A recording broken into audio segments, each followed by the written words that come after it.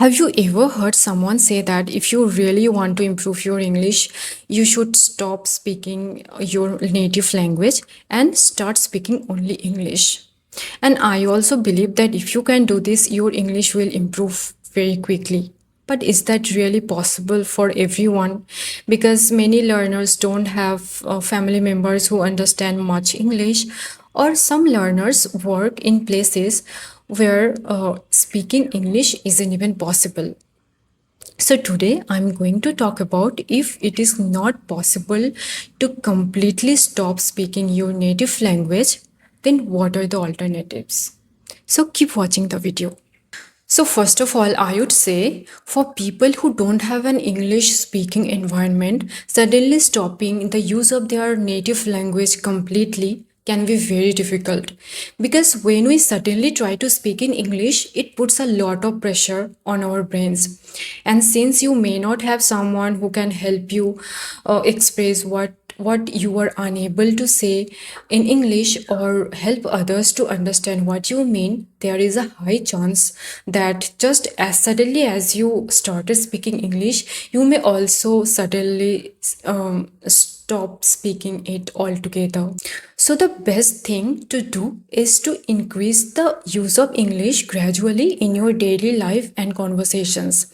This approach is much more practical. It doesn't put too much pressure on your brain.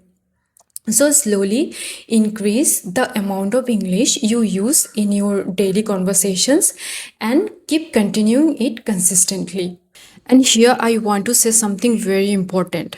It is absolutely true that if we don't practice or speak English, we will never become fluent.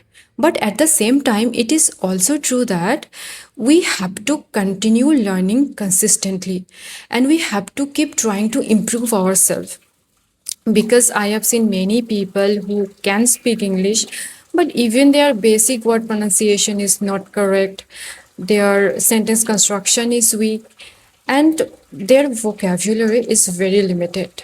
Now, I am not saying that you must use perfect grammar or very advanced vocabulary, but at least your English should be clear enough for people to understand you. And when it comes to learn vocabulary, many people say that we can communicate with just a few basic words, so there is no need to learn vocabulary.